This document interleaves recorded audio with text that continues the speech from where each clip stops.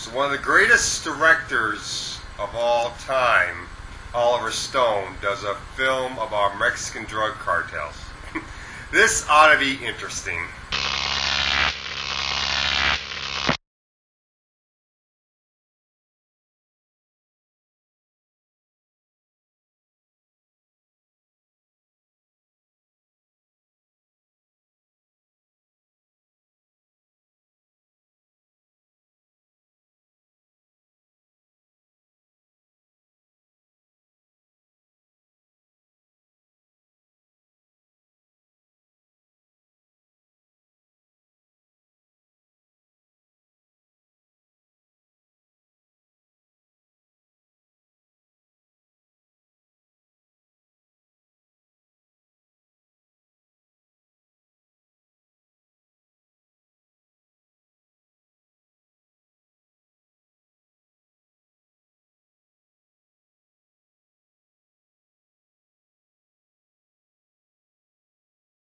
Okay, trying this program out as well. This is the light frame program.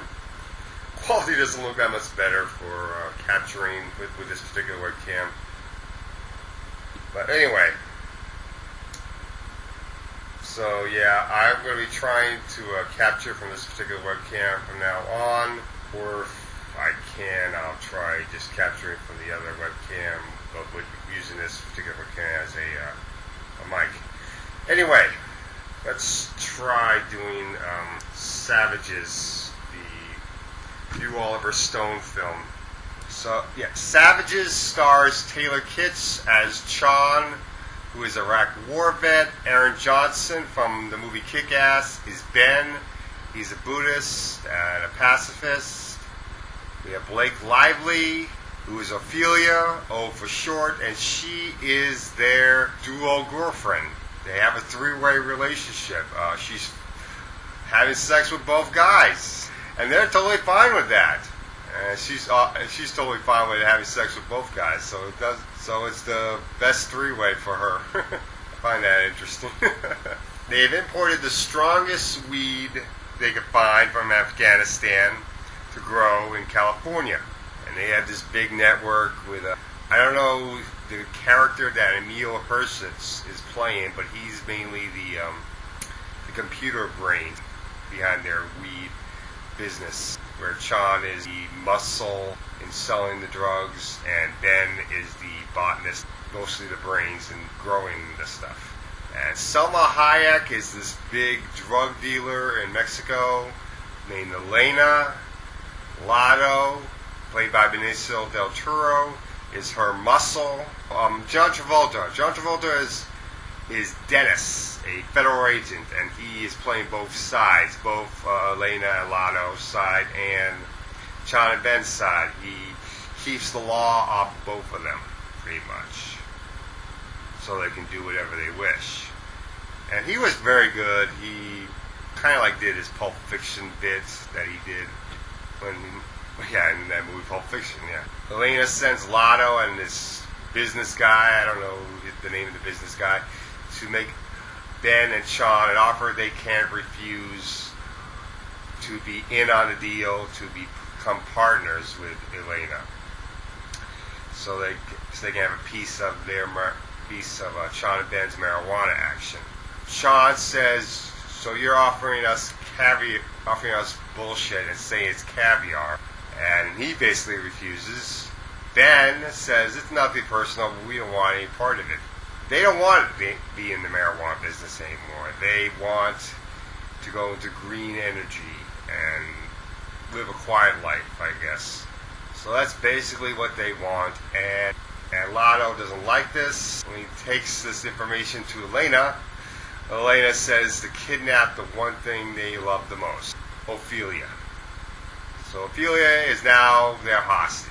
And Sean and Ben have to come up with a rescue plan in order to save Ophelia, or live the rest of their lives being partners with this bitch from hell and this devil drug lord as well from hell, Lotto. And the action in this movie is very good. The drama is pretty good. I want to make this other thing that I did like about the movie. Lotto makes a reference to Chon and Ben and calls them Cheech and Chong. There are some things I don't like about this movie. Narration that Blake Lively gives, it's not that bad. The thing I don't like is when she is hostage to Elena and Lotto. She becomes a whiny brat. Thinking, you're a hostage. You don't want to mess with these guys. They could kill you. And you are whining to them? You are being a brat to them? Oh. So I found that kind of stupid that it took away from their idea that they are a threat. And my rating for this movie, and I'm going to talk a few more about some other problems I have with this movie in the spoiler section. That's right. This movie's going to have this review is going to have a spoiler section in regards. I am giving this movie an 8 out of 10, which for me I think is a low rating for an Oliver Stone film. I have seen 3 Oliver Stone films aside from this one: Natural Born Killers, JFK, and People vs. Larry Flint. I believe those are the only 3 Oliver Stone films I've seen. And I loved all 3 of those films. People vs. Larry Flint, oh man, that was an amazing film. Definitely would be a 10 out of 10 in my list. Natural Born Killers, the same thing, a 10 out of 10. JFK, I think I'd probably give that one a 9 out of 10. The whole bit about the back and to the left thing, that gets a little bit annoying sometimes. But aside from that, it's a very good film. This film, okay, here's the spoiler section, spoiler, is a bit frustrating. There is an ending section, we're going to talk about the ending right now, that really is a bit confusing sometimes, and it is a bit much. What happens is Chon and Ben decide their rescue plan. Chon and Ben decide to kidnap Elena's daughter, and they decide to make a trade, Elena's daughter for Ophelia. And when the trade goes down, the first scene you see is everyone dying. Elena, Lotto, Chon, Ben, Ophelia, everybody dies. When Ophelia is telling us about this ending, it's, to her, it's the ending that she says that imagine was going to happen. And I felt that was kind of like the ending she feared was going to happen. It was the ending that, to some extent, we all fear is going to happen. Kind of like how we all fear our own death, how we all fear our own mortality. That's kind of like how I took this first ending.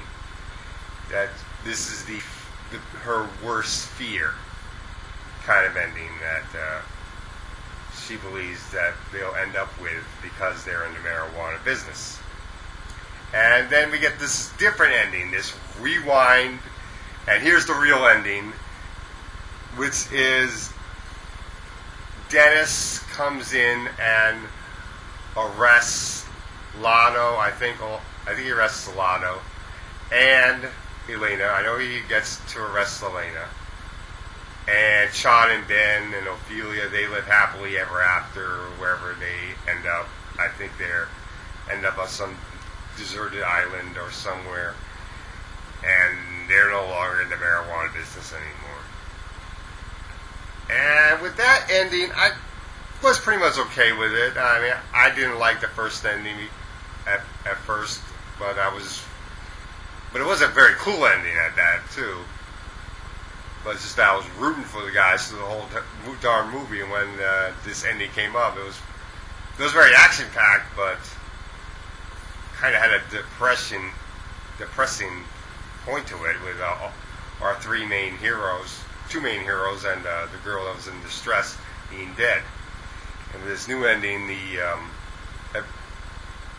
our heroes win, and the villains go away to prison. I guess a lot of people didn't like the new ending because it was kind of like a cop-out, kind of like your typical fairy tale ending. I didn't mind it too much, but if it kept the original ending, probably would have given it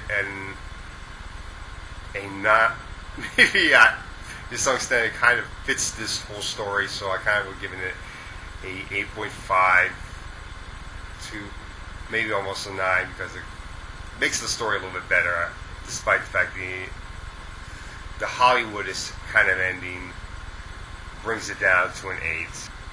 And once you add in the whole story, and that's my real take on it. I mean, you could also say that Oliver Stone's trying to make you choose which ending do you prefer. Do you prefer the Hollywood ending, or do you prefer the fake ending? I think that's one of the two ways you can take it. You can either take it as the fake ending is the ending you will end up with eventually, the ending you can't escape, like you can't escape your own mortality, or the versus the Hollywood ending is the ending we always dream of. So those are my two takes on it, and that's pretty much my review of Savages.